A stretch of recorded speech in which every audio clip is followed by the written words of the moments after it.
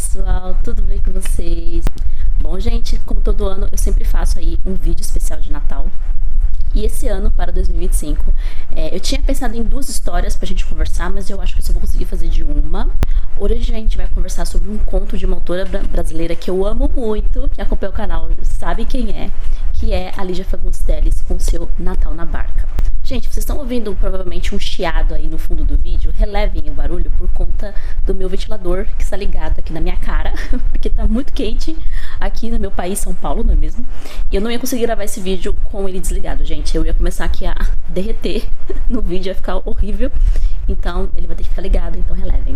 Bom, gente, pra quem não sabe, o conto Natal na Barca está presente nessa coletânea aqui da Lígia Fagundes Telles, o primeiro livro dela que eu li, já faz aí um tempinho já, que é Antes do Baile Verde e Outros Contos. É um conto, nessa edição aqui da Companhia de Letras, ele começa na página 115, tá? Ele começa aqui. E assim, gente, é um conto muito curtinho, eu acho que é um dos mais curtos aqui dessa coletânea. Ele tem literalmente 3 páginas, né? E se você não leu esse conto, gente, para esse vídeo, é sério, para o vídeo, vai ler o conto e depois você volta aqui e assiste o vídeo. Porque assim, não tem desculpa, porque ele é um conto curtíssimo, ele não é difícil de encontrar, tá? Você acha fácil aí em algum lugar. Dá pra ler super rápido mesmo, mas é aquele tipo de história que fica com você. Quando eu fiz o vídeo sobre Ciranda de Pedra, já faz um tempinho aqui no canal, eu comentei isso lá com vocês também, que a Lígia, ela tem um poder de síntese muito forte. Então, mesmo em um conto de 3 páginas, ela consegue passar pra você uma emoção, ela consegue passar pra você o background dos personagens, sem falar muita coisa, sem dar muitos detalhes sobre eles. Ela consegue passar pra você um payoff, vamos dizer assim, daquela história, né, que é toda a construção e a gente chegar a algum lugar com aquela construção, seja um final feliz, seja um final triste. E, enfim, ela é brilhante e não é à toa que ela é a minha autora brasileira favoritíssima mesmo. Qual que é a história de Natal na Barca da Lígia? Aqui a gente começa a história com uma narração em primeira pessoa de uma mulher, né? A gente vai saber já ali no comecinho que se trata de uma mulher que está narrando. Ela não tem nome, a gente não vai saber o nome dela. E ela está fazendo uma travessia. Imagina aqui em São Paulo, quem mora aqui em São Paulo sabe, o pessoal que mora no litoral, às vezes precisa atravessar de uma cidade, de um lugar para outro, de uma ilha para outra, usando uma balsa, né? E em alguns lugares do Brasil também é assim, você precisa atravessar um rio de barco, né, ou numa balsa, tanto faz, tá? Então é exatamente isso que ela tá fazendo aqui nessa história. Ela não fala por que ela está nessa barca, ela não dá, né, ela até fala assim, não quero nem devo lembrar aqui por que me encontrava naquela barca. Pelo diálogo que ela vai ter com uma das passageiras da barca, que é aqui uma das personagens principais, a gente deduz algumas coisas. Qual que é a minha dedução? Eu acho que essa mulher aqui provavelmente está passando aí por algum problema afetivo, talvez um divórcio, porque ela fala que, peguei minha pasta, então possa ser que ela esteja aí indo resolver alguma burocracia. E eu falo divórcio porque aqui é dedução minha, tá, gente? Se vocês tiverem outras deduções a respeito do que tá acontecendo com essa personagem aqui, com a nossa narradora protagonista, vocês me contem nos comentários quem já leu o conto, tá? Por que eu falo isso? Porque quando ela começa a conversar com a mulher que tá com a criança, né? Ela fala ela pergunta do marido e depois ela se arrepende de perguntar sobre o marido daquela mulher, né? Então assim, pelo andar da conversa, dá a entender que talvez o que ela está passando seja um problema afetivo, talvez aqui uma especulação muito grande minha, talvez um divórcio, tá? Isso é a minha interpretação, ok? E aí, quem tá nessa barca? Essa barca é uma barca vazia, basicamente, né? Porque normalmente quando tem essas travessias, né, as pessoas, os barcos, né, as balsas, são até que cheias. Eu acredito, né, gente? Porque eu não sei, porque eu nunca fiz uma pequena viagem dessas, né? Mas essa barca, não, essa barca está vazia e ela vai dizer lá na página 116, que ela fala assim: debrucei-me na grade de madeira carcomida, ou seja, uma barca velha, né? Acendi um cigarro. Ali estávamos os 4, ou seja, são 4 pessoas que estão naquela barca naquela noite de Natal, né?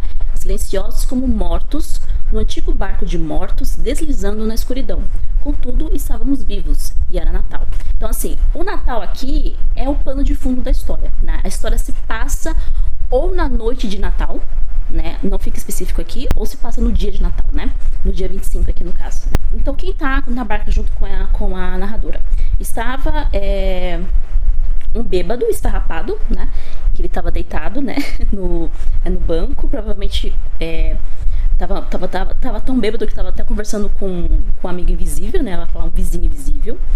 Do lado estava sentada uma mulher, entre ela e o bêbado, né, apertando uma criança de colo nos braços com uns panos, né, envolto naquela criança enfim, embalando a criança ali durante a viagem. E eles já estavam chegando no destino, eles estavam indo para outra cidade, né, naquela viagem. Então assim, o fato deles estarem sendo ou noite, eu vou assumir aqui que seja a véspera de Natal, né?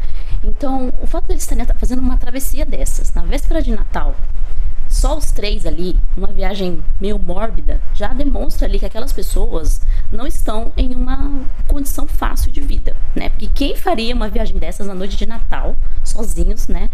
Que normalmente a gente tá com a família, a gente tá, né, com nossos amigos, comemorando, enfim, pelo menos normalmente as pessoas fazem isso, né? Então o fato deles não estarem fazendo isso, deles estarem fazendo essa travessia, já denota ali que são pessoas que estão em uma situação difícil na vida, certo? Então é assim que começa a história.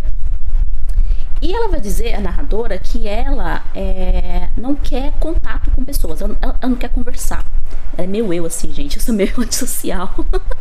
Eu sou meio antissocial assim também, tá, gente? Normalmente quando eu tô em sociedade, eu não sou daquela pessoa que fica puxando conversa, que fica batendo papo com estranho, sabe? Na verdade eu tenho ojeriza isso, né?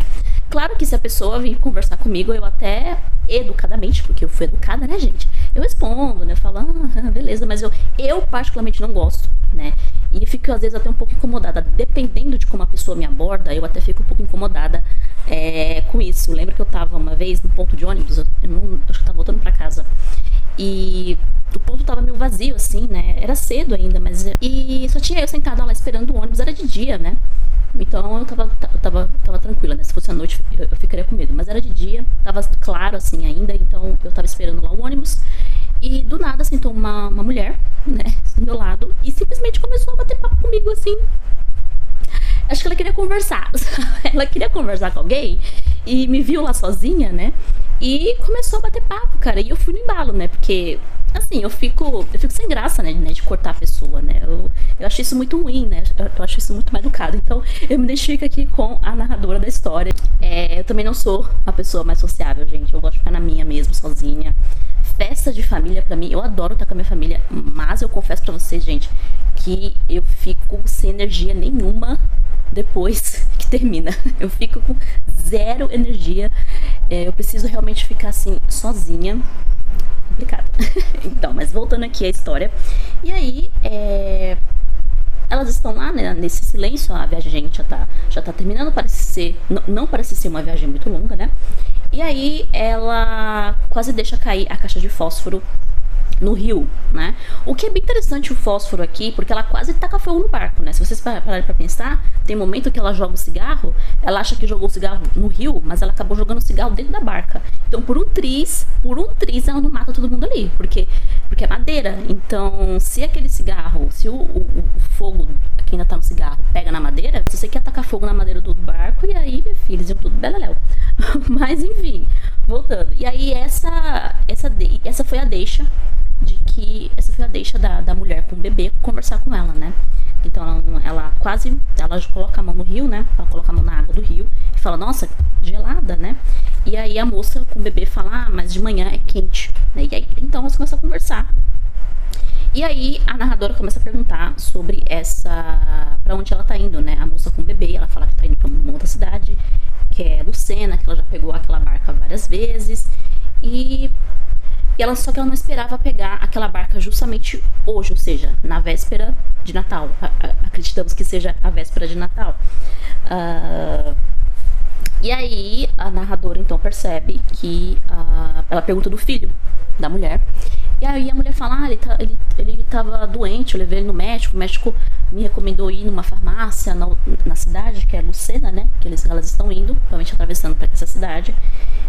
Que será bom consultar um médico, etc, porque ele tá com uma febre. E aí nessa foi a deixa da narradora então perguntar se ela tinha, se aquele menino era o caçula. Ela falou assim que ela tinha um outro filho, ela teve um outro filho mais velho que morreu de forma trágica, que ele acabou falando que queria voar, né? E nisso que ele queria voar, ele sofreu uma queda bem feia e morreu e tinha 4 anos de idade. Então aqui a gente já percebe aquilo que eu falei pra vocês.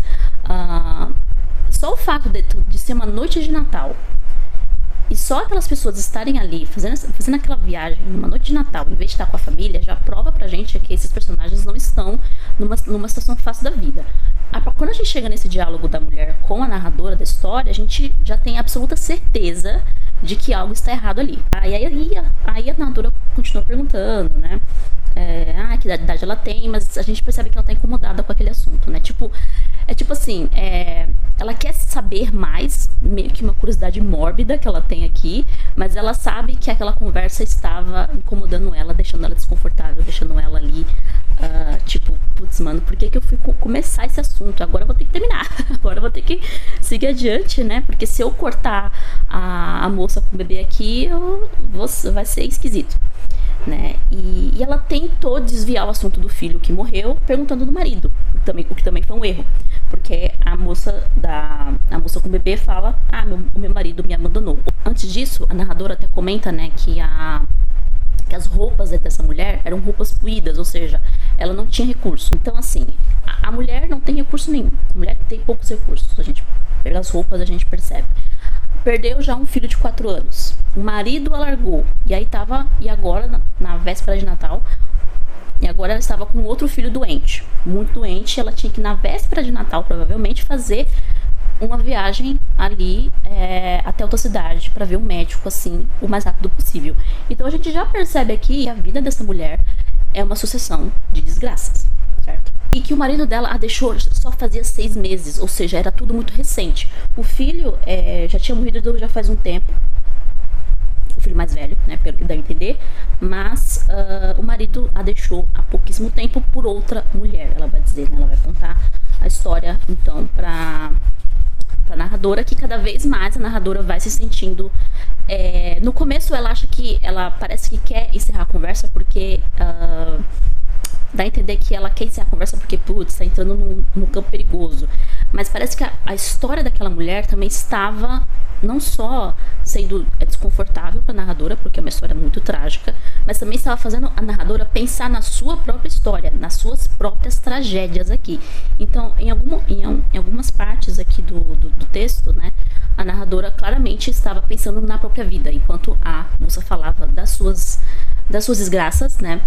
A narradora também começa a lembrar dos seus próprios problemas, dos seus próprios... que talvez, aqui de novo Juliana especulando, talvez não eram tão grandes assim em comparação com a vida daquela mulher. Possa ser o que a narradora estava vivendo não era trágico em comparação com o que aquela mulher estava vivendo. Mas o que mais assustou, entre aspas, a personagem aqui, narradora, e o que mais nos comove como leitores, né? Porque a gente tá vendo aqui e falava, putz, mano, essa mulher, só Jesus na causa, ela só desgraça do começo ao fim, né? O que mais, mas assim, o que pra mim é assim, a toque de mestre da Lígia Fagundes Telles e que combina muito com o Natal, que é o fato da mulher falar assim, a narradora comenta, né? A senhora é conformada, né? E aí a mulher responde, tenho fé, dona, Deus nunca me abandonou. Gente, isso aqui pra mim, quando eu li pela primeira vez, eu fico até com a garganta fechada quando eu leio isso daqui. A personagem aqui, a mulher, ela não está pregando, ela não está fazendo uma tentativa de conversão da narradora, né? Ela está aqui mostrando com a vida dela, com o que ela passou. Muitas vezes a fé é a gente acreditar quando tudo tá dando errado na nossa vida, né? Eu falei que não ia chorar quando eu vi esse vídeo, mas eu não cheguei a essa parte aqui. E pra gente que é cristão, né, pra gente que, no caso, vocês sabem, eu sou católica, né? Isso é muito comovente. Pra quem não é, talvez isso não passe talvez isso passe batido, né? Fala assim, é só uma muleta, né? Muita gente fala isso, é uma muleta que as pessoas usam pra passarem por momentos difíceis. Ai, Deus. Eu vou conseguir terminar esse vídeo? Vamos ver. Mas, pra gente que vive, né, independente de qual fé que você tenha, né, no caso da personagem aqui, a fé em Deus, né, e a minha também, pra gente que vive isso na pele, isso é muito real, isso é muito, assim, verossímil. A Lígia, ela conseguiu, assim, descrever em poucas palavras o que é você ter fé, o que é você acreditar quando parece que tudo tá desmoronando ao seu lado, assim, parece que as coisas não andam pra frente, parece que tudo dando errado. Isso, assim, é muito comovente, né? E isso não só comove nós leitores, mas também comove a narradora, no caso, né? Porque, por mais que ela negue, né, ela fala assim, e ao ouvir o som débil da minha afirmativa, sem saber por que, perturbei-me. Agora entendia. Aí estava o segredo daquela confiança, daquela calma. Era a tal fé que removia montanhas. Então, assim, a narradora, ela não faz escárnio da fé da protagonista, da personagem aqui no caso, né? Ela não faz escárnio. Ela fica talvez perplexa. Eu acho que seria essa a palavra. É uma espécie de perplexidade. E que nunca já teve isso, gente. Eu já passei por muitos momentos que eu fiquei perplexa pela fé das pessoas, assim, pessoas que passaram por situações parecidas com essa personagem aqui, né, com a mãe e o bebê, e talvez coisas até piores, e a pessoa não se abala.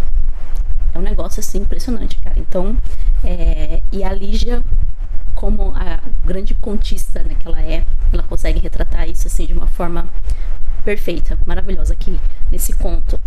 E enfim, a personagem, né, a mãe, ela vai contando sobre o seu filho, né, que ela fala que ela entrou em um momento de desespero, né, ela teve, quem nunca, né, gente, quem nunca se desesperou na vida, né, e que ela queria o filho de volta, né, que ela fala, meu filho, se você, né, você gostava de fazer mágicas, você gostava de fazer mágicas quando você tava comigo, faça uma mágica e venha pra mim, né. E aí, gente, nossa, essa parte, se você até agora não ficou comovido com esse conto, quando chega nesse diálogo, nessa fala da personagem aqui, cara, se você não se derrete, se você não fica assim com o coração, ai meu Deus, você morreu por dentro. Não é brincadeira, gente. Mas é sério, isso aqui é pra derreter corações de gelo, né? Ela fala que sonhou com o menino Jesus, muito pertinente com o Natal, né? Que o Natal a gente tem a figura do menino Jesus muito forte, muito presente, né? Porque a data é em razão dele. E ela viu o menino Jesus brincando com o seu filho no paraíso, né? E aquilo foi, assim, um maior conforto. Foi a resposta das orações dela, né? Então, provou que ela praticamente provou para a narradora e para nós que estamos lendo a história, nós leitores, de que Deus não havia realmente abandonado, né? Porque aquele sonho foi já ali o conforto para o desespero, o conforto para as orações tristes daquela mãe que tinha perdido o filho, e aquilo deixa a narradora sem reação e a gente também. A gente fica, oh my God. O conto tá chegando ao fim, eles estão já chegando no destino. E a narradora, ela discretamente abre a mantinha do bebê, né, pra ver como é que tá o bebê. Aí ela descobre que o bebê tinha morrido. Para o nosso choque, para o choque dela e o nosso também, que a gente não tava esperando isso, né, que a gente tava, né, achando que, enfim, o conto de acabar e etc, e é isso. Então a gente tem essa pequena reviravolta aqui, na verdade 2 reviravoltas aqui, em poucos parágrafos. Só que a narradora fica desesperada, fala assim, meu Deus, eu não vou falar pra mãe que o filho dela tá morto, eu quero ir embora, quero fugir, né. É essa a nossa reação quando a gente, às vezes, dá de cara com o sofrimento, né, a gente quer fugir ao máximo, né. Isso é muito humano, né, isso é muito real aqui nessa história.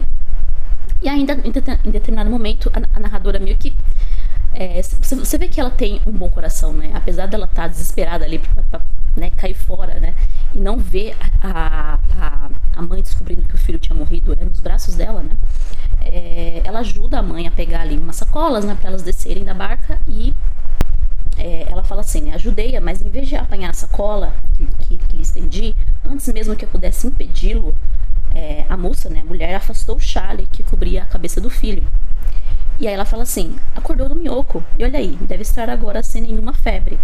E aí a narradora fala, acordou? E ela teve um sorriso. Então, assim, a gente tem dois plot twists aqui acontecendo, né? A gente tem a morte do menino, que ele realmente morreu, né?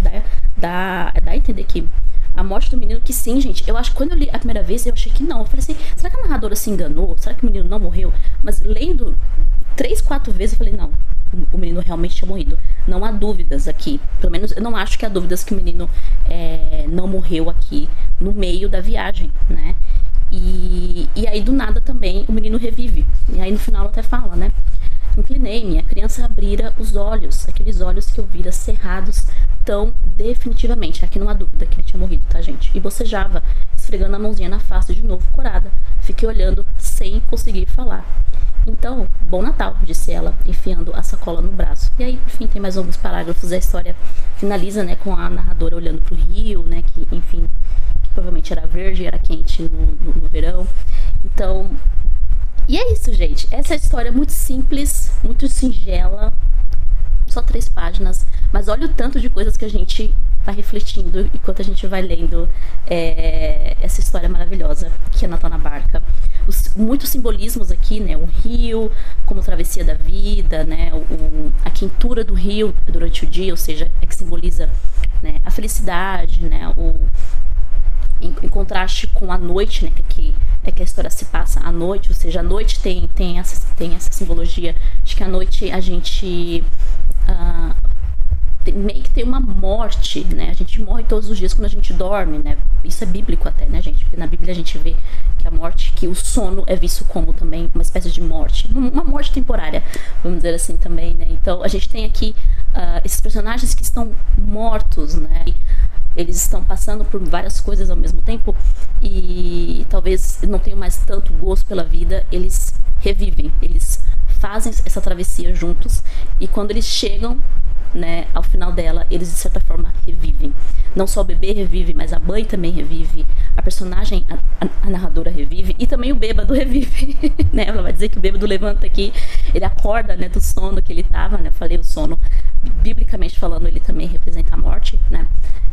E ele começa a falar com o seu amigo imaginário lá, e aí eles então atravessam, né? Vão cada um pro seu destino. Então é isso, gente. Esses foram os meus comentários sobre Natal na Barca. Recomendo demais. Se você só assistiu sem ter lido o conto na íntegra, vá ler o conto primeiro. Ou se você já quiser ler a coletânea inteira antes do Bali Verde, também recomendo demais, porque a Lígia é incrível. Bom, gente, é isso. Espero que vocês tenham um feliz Santo Natal com a família de vocês, com os amigos, com muita comida na mesa, muita fartura. E que também vocês não deixem de pensar naqueles que estão sofrendo. Se vocês puderem fazer uma caridade para alguém também nesse Natal, é muito importante, é muito válido, tá? Independente se você é cristão ou não, tá, gente? Fazer caridade é independente de religião, então façam também. Há muitas pessoas que precisam não só do material, mas também às vezes de uma visita, escutar, ser um amigo, né? Dar um ombro para alguém chorar, isso também é caridade, tá bom? Um beijo para vocês e Feliz Natal, gente!